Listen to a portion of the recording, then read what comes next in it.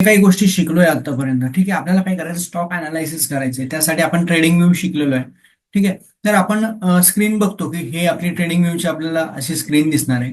त्याच्यानंतर इथे बघा, आधी तुम्हाला काय दिसणार आहे, ट्रेडिंग व्ह्यूची अशी काही स्क्रीन दिसणार आहे. त्याच्यानंतर इथे राईट साईडला क्लिक केल्याच्या नंतर इथे तुम्हाला असे काही स्टॉक्स दिसणार आहेत, ज्याचे आपण इथे बघितलं प्लस वरती चिन्ह, प्लस चिन्हाचं चिन्ह जर दिसतंय तुम्हाला, तर तिथे आपण क्लिक केल्याच्या नंतर इथे आपल्याला हवा तो स्टॉक आपण काय करतो, ऍड करू शकतो.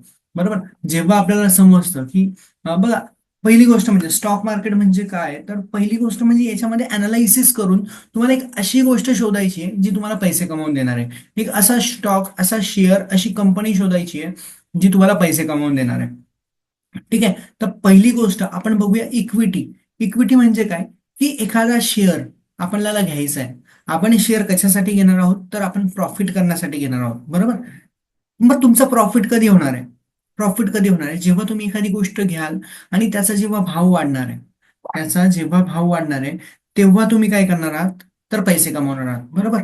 तर मग मग टेक्निकल अनालायसिस म्हणजे काय, तर टेक्निकल अनालायसिस म्हणजे काय, की त्याचा भाव कधी वाढणार आहे, किंवा कधी वाढायला सुरुवात होणार आहे, किंवा कुठून त्याचा भाव वाढू शकतो, याचं आपण जे अनालायसिस करतो त्याला बोलतात टेक्निकल अनालायसिस.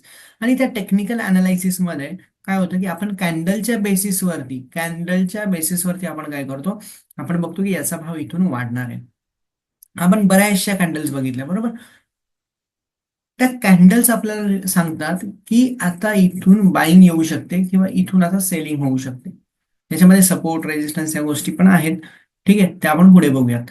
आता बघा, आपण जेवढ्या बेसिक कॅन्डल शिकलोय, याचा अभ्यास तुम्हाला कसा करायचा आहे, तर एक फॉर एन एक्झाम्पल आपण बघूया. इथे एमपीएस लिमिटेडचा हा शेअर आहे. बरोबर. आपण या शेअरवरती क्लिक केलं, तर इथे काय झालंय, ह्या शेअरची किंमत वाढली आहे. या शेअरची किंमत इथून वाढायला सुरुवात झालेली आहे.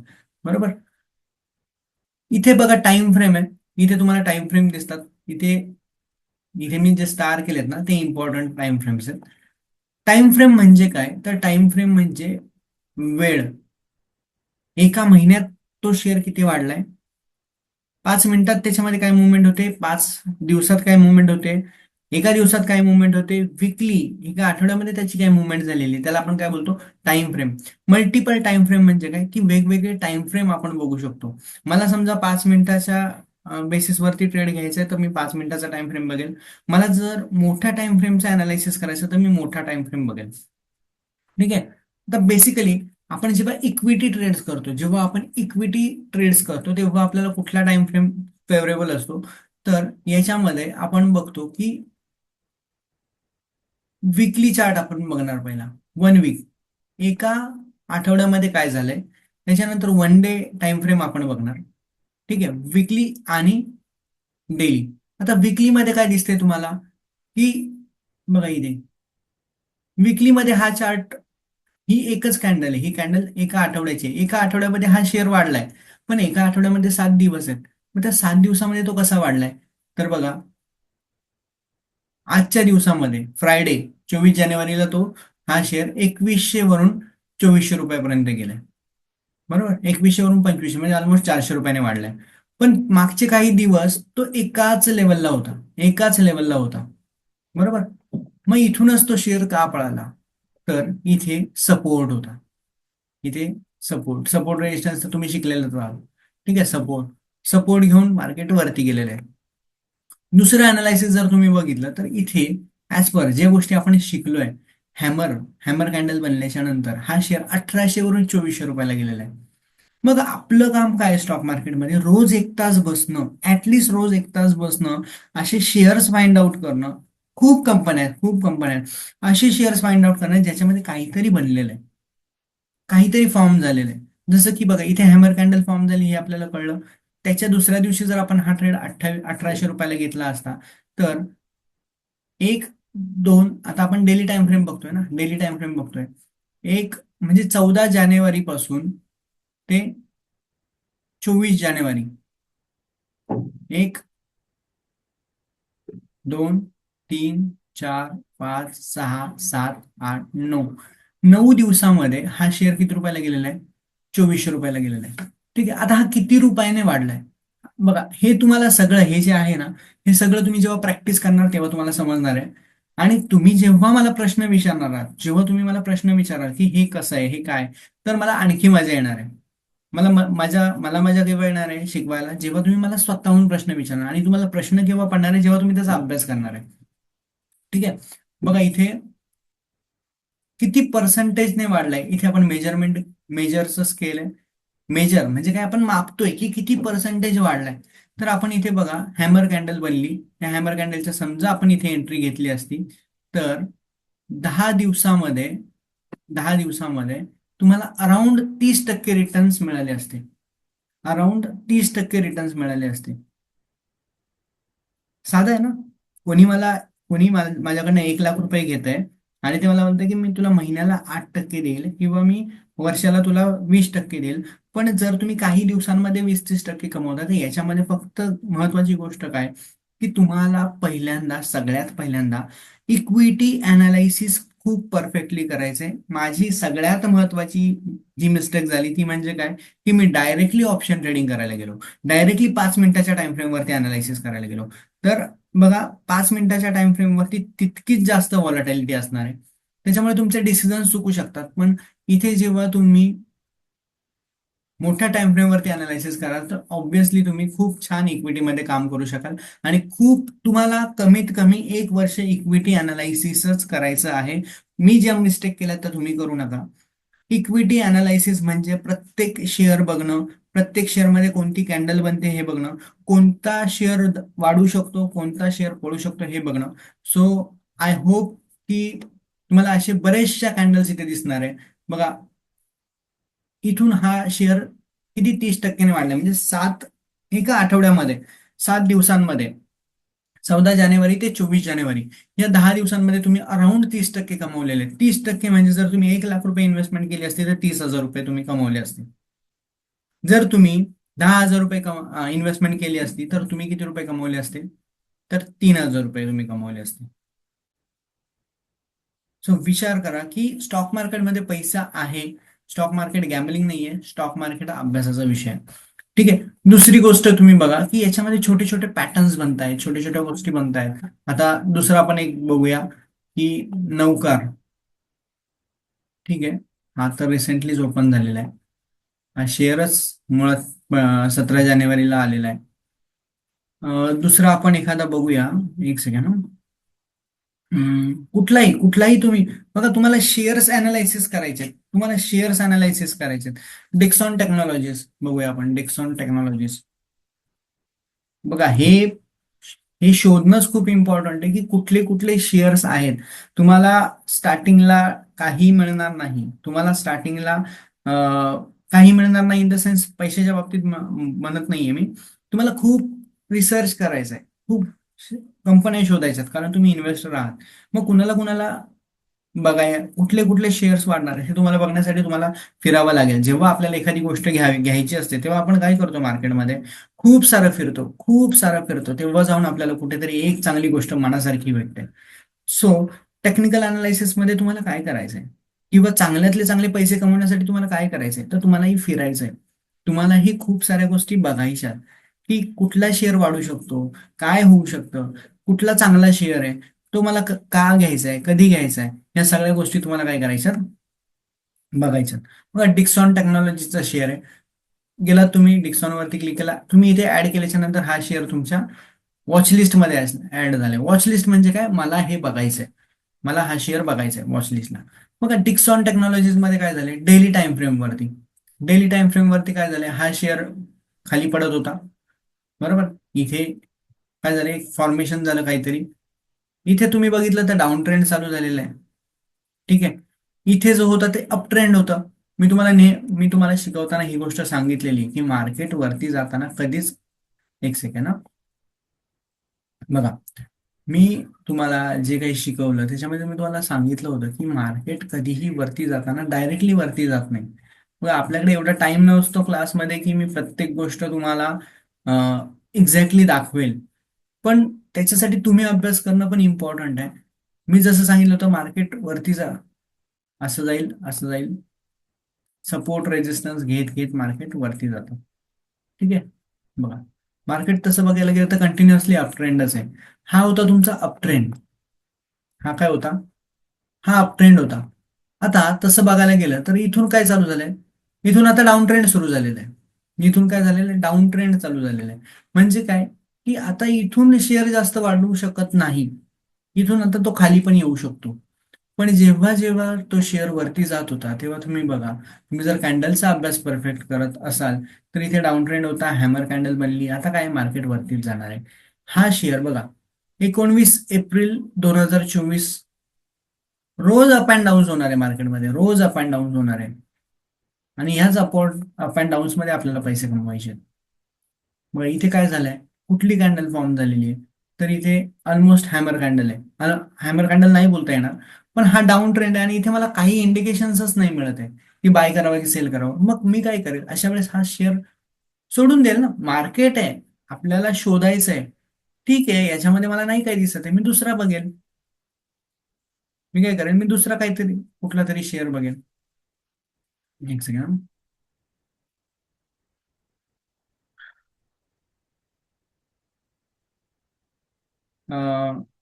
कुठला बघूया आपण? झोमॅटो. ठीक आहे, त्या दिवशी आपण झोमॅटो बघत होतो, आता आपण झोमॅटो बघूया.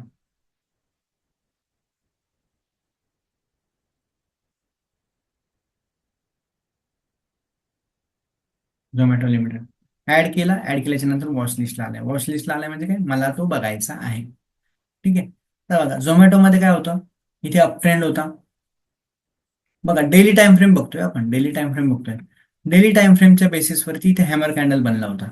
हॅमर कॅन्डल बनल्याच्या नंतर जर आपण इथे तो बाय केला असता 176 रुपयाला, कधी? 4 जून 2024.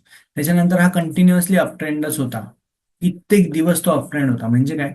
की समजा, बघा इथे परत मी मेजरमेंट केलं, परत इथे जर मी हा शेअर घेतलाय तर मला दिसतंय की पुढच्या काही दिवसामध्ये तो वरती जाणार आहे.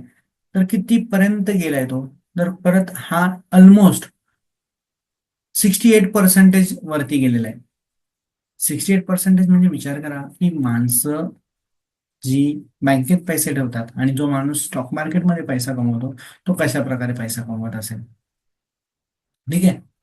तर बघा इथे झोमॅटो 1 आवर टाइम फ्रेम वरती मी बघायला सांगितलं होता, बरोबर, त्या दिवशी. मग 1 आवर टाइम फ्रेम नुसार, ऍज पर 1 आवर टाइम टाइम फ्रेम, इथे हॅमर कॅन्डल बनला. ठीक आहे.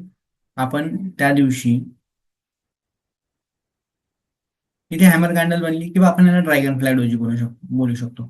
मग त्याच्यानंतर तो शेअर खाली नाही आलाय. त्याच्यानंतर हा शेअर खाली आलाय का? नाही. त्याच्यानंतर तो वाढलाय. तो कुठपर्यंत गेलाय? 223 पर्यंत. आता बघा, ज्याने हा झोमॅटो शेअर इथे घेतला असेल, ऍज पर टेक्निकल अनालायसिस 1 आवर टाइम फ्रेम म्हणजे काय? की पुढच्या काही तासांमध्ये तो किती गेला? ऑलमोस्ट 5% तो वरती गेलेला आहे. ठीक आहे ना. तुम्हाला किती बुकिंग करायचंय, तुम्हाला किती पैसे हवेत, हे तुमच्यावरती डिपेंड आहे. तुमची ताण केवढ्याने भागणार आहे हे फक्त तुम्हाला माहित असणार आहे. मला 1% घ्यायचेत, मला 2% घ्यायचेत, की तुम्हाला खूप जास्त रिटर्न्स मिळवायचे, हे टोटली तुमचा लुकआउट असणार आहे. मार्केट तर खूप आहे, मार्केट तर द्यायलाच बसलंय. मार्केटमध्ये घेता आलं पाहिजे. ठीक आहे. त्याच्यानंतर आपण बघूया प्रेसिस्टंट सिस्टम.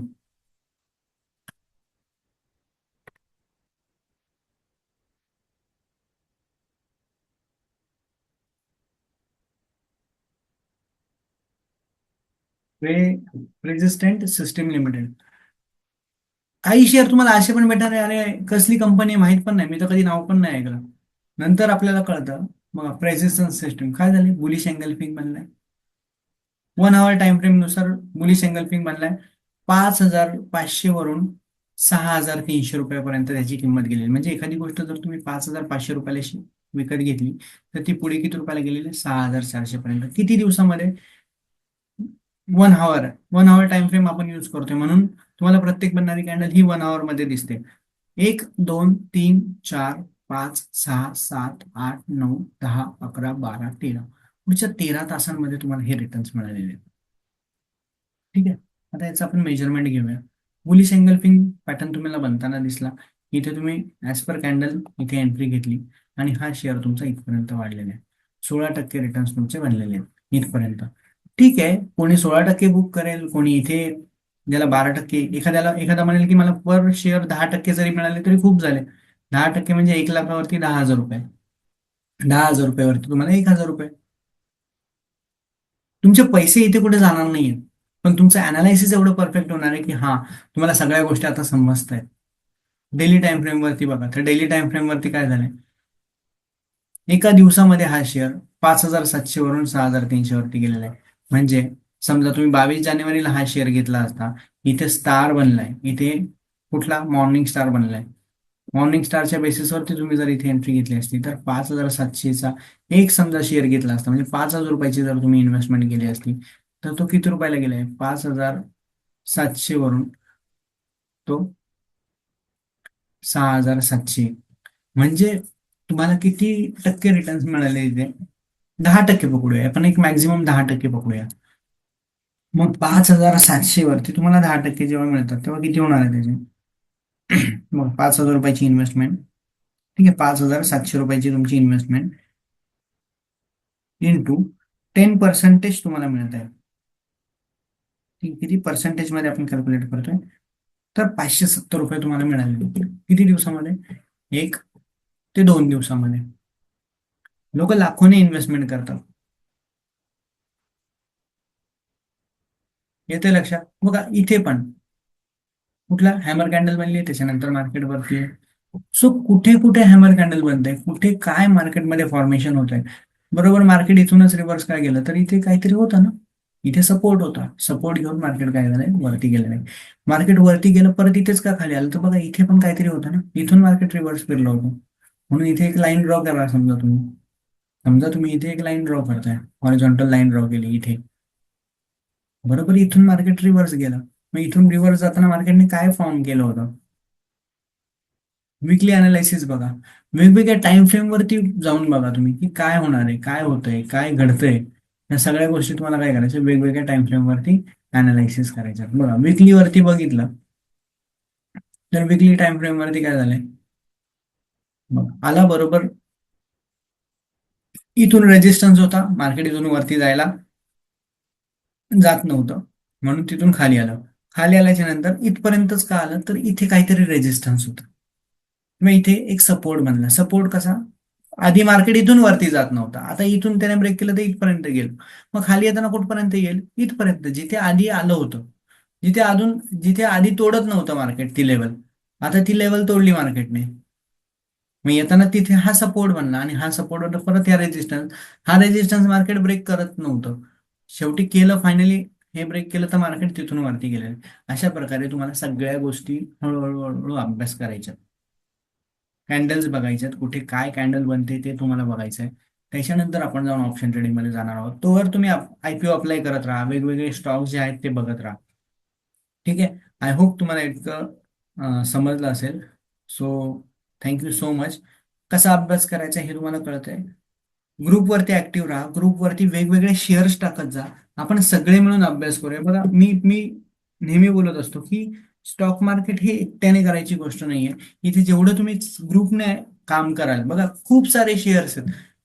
मी जर एकटा जर हे शेअर्स बघत बसलो तर माझं बघून होणार आहे का, नाही.